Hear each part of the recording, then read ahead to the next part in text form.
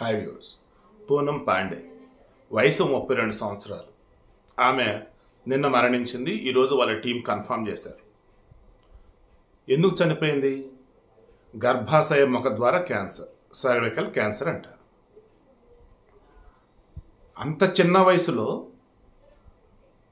ఏకంగా మోడల్గా ఉంది, సెలబ్రిటీగా ఉంది, అండ్ మస్తు పైసలు ఉన్నాయి ఆమె దగ్గర. మరి ఎలాగా? ఈరోజు మన భారతదేశం ఉన్నటువంటి యూత్ అండ్ పెళ్ళైనటువంటి మహిళలు అంతా కూడా ఇదే ఈరోజు మాట్లాడుకుంటూ ఉన్నారు. ఈరోజు మన యావత్ భారతదేశం వ్యాప్తంగా అన్ని న్యూస్ ఛానల్స్లో కూడా ఇదే హాట్ టాపిక్. ఈరోజు పూనం పాండే ఏంటి, గర్భాశయ ముఖద్వార క్యాన్సర్తో మరణించడం ఏంటి, అసలు భారతదేశంలో గర్భాశయ ముఖద్వార క్యాన్సర్ ఎంతమందికి వస్తుంది, అండ్ అది రాకుండా ఉండటం కోసం అసలు ఏం చేయాలి, వచ్చాక ఏం చేయాలి?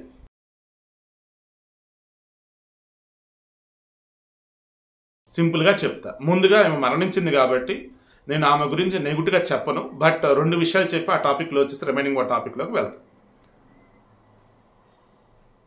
ఇందులో మెయిన్గా ఎక్కువగా ఎవరైతే ఇతరులతో శృంగారం చేస్తూ ఉంటారో వారికి ఈ సర్వికల్ క్యాన్సర్ వచ్చే అవకాశం ఎక్కువ అని చెప్పేసి డాక్టర్స్ చెప్తూ ఉన్నారు. ఎక్కువగా ఎవరైతే వేశ్యావృత్తిలో ఉంటూ ఉంటారో, ఎక్కువ ఎవరైతే ఇతరులతో శృంగార సంబంధాలు కలిగి ఉంటారో, ఎవరికైతే వాళ్ళ పూర్వీకుల నుంచి కూడా ఇటువంటి ప్రాబ్లమ్స్ అనేది వస్తూ ఉంటాయో, సో వారికి ఎక్కువ వచ్చే అవకాశం. At the same time human papilloma virus సంబంధించి వ్యాక్సిన్ అది తీసుకోకపోవడం వల్ల కూడా ఇవి అటాక్ అయ్యే అవకాశం అనేది ఉంటుంది. సో ఇక్కడ 1 by 1 వెళ్తా.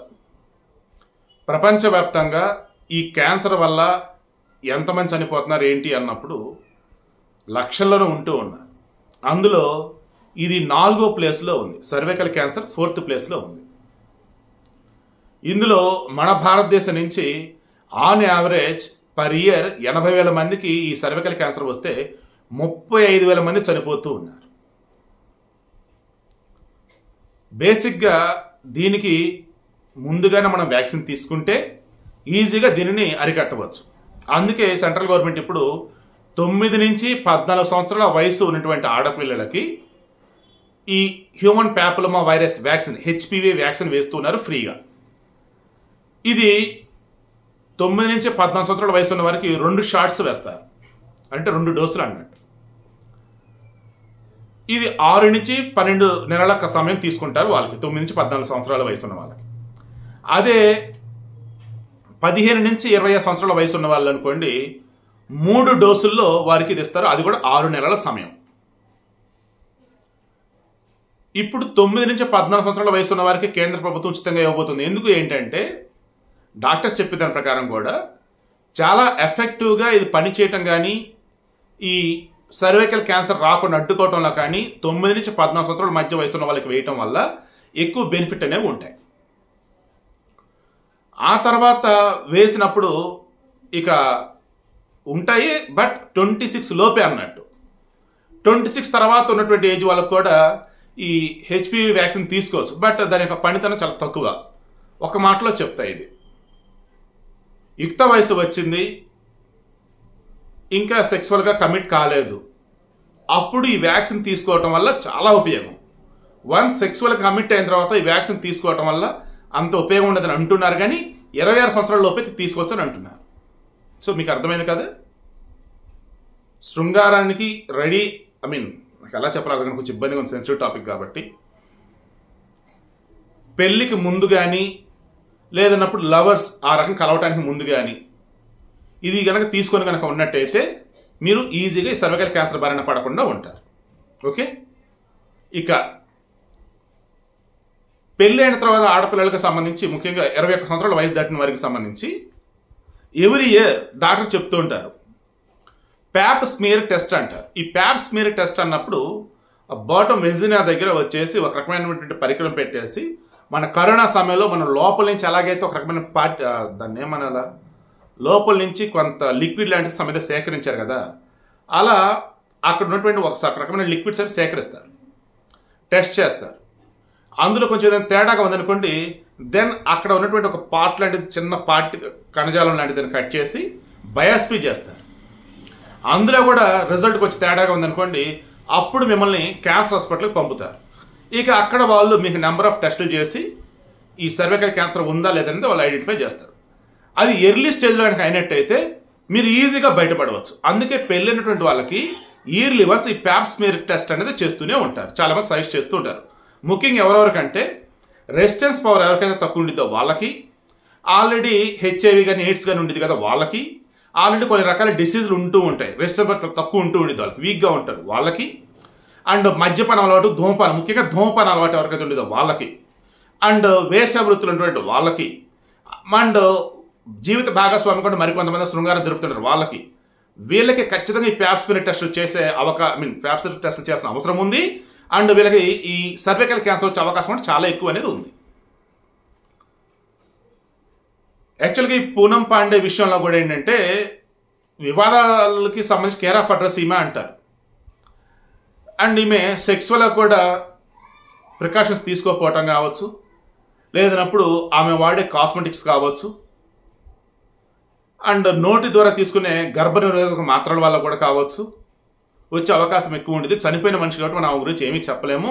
కానీ ఒక్కటి మాత్రం గుర్తుంచుకోవాలి, ఎప్పుడైతే మనం ప్రకృతి పరంగా ఉండాల్సిన విధంగా కనుక ఉండకపోతే ఆటోమేటిక్గా కొత్త కొత్త సమస్యలు ఇరుక్కుంటూ ఉంటాము. ఈమె గతంలో చేసిన కొన్ని కామెంట్లు, ఆమె ఇచ్చిన ఫోటోలకు ఫోజులు, ఆమె నటించిన కొన్ని చిత్రాలు, అండ్ వన్స్ ఈ సోషల్ మీడియా అన్నది అందుబాటులోకి వచ్చిన తర్వాత ఆమె ప్రవర్తించిన విధానం లైక్ ఇవన్నీ కలగలిపి ఇదిగో ఆమె ఈరోజు మరణానికి కారణమని అంటున్నారు. ఆమె బేసికల్లీ రాముడి యొక్క భక్తురాలు. మొన్న సంక్రాంతి అప్పుడు కానీ, మొన్న వచ్చేసి జనవరి 22 అయోధ్య రామ మందిరం అప్పుడు కానీ చాలామంది స్వీట్లు పెంచింది, చాలా సంతోషంగా ఉందని చెప్పింది. సో ఆమె ఏంటంటే గతంలో కూడా ఈమె అర్ధనగ్నంగా ఇచ్చిన ఫోటోల వల్ల, మిగతా వాటి వల్ల సమాజం మీద నెగిటివ్ ఇంపాక్ట్ పడుతుంది, సమాజంలో అత్యాచారాలు పెరగడానికి మీరే కారణం అంటున్నప్పుడు కూడా నన్ను దానిలో ఇన్వాల్వ్ చేయకండి, నా వల్ల ఎవరు అట్లా అవుతారు, అండ్ నేను అటువంటి వ్యతిరేకం అని చెప్తాను, బట్ నువ్వు రెచ్చగొడుతున్నావు అమ్మని చెప్పి చాలామంది అంటూ ఉన్నారు. సో ఫైనల్లీ ఇక్కడ ఈ విషయంలో అర్థమైంది ఏంటంటే ఆమె లవర్ అయినటువంటి శామ్ బాంబే అతన్నే పెళ్లి చేసుకుంది. బట్ పెళ్లి చేసుకున్న నెలకే 2020లో విడాకులు, అడిదేమంటే కొడుతున్నాడు, హెరాస్ చేస్తున్నాడు అని చెప్పేసి, మేబీ ఆమెకున్నటువంటి రిలేషన్స్ వల్ల కూడా ఇతను ఈ రకంగా అయి ఉండొచ్చు అని చెప్పేసి మరికొంతమంది. సో ఇక్కడ నేను రెండు విషయాలు చెప్పదలుచుకున్నా. ఖచ్చితంగా హెచ్పివి వ్యాక్సిన్ ఖచ్చితంగా తీసుకోండి. 9 నుంచి 14 సంవత్సరాల వయసు ఉన్నటువంటి పిల్లలకి కేంద్ర ప్రభుత్వం ఫ్రీగానే ఇస్తుంది. అండ్ మిగతా వారికి అన్నప్పుడు ఖచ్చితంగా పెళ్లికి ముందు, సెక్స్కి ముందు మీరు ఈ వ్యాక్సిన్ తీసుకునే కనుక ఉన్నట్టయితే ఖచ్చితంగా మీరు ఈ వైరస్ బారిన పడకుండా ఉంటారు.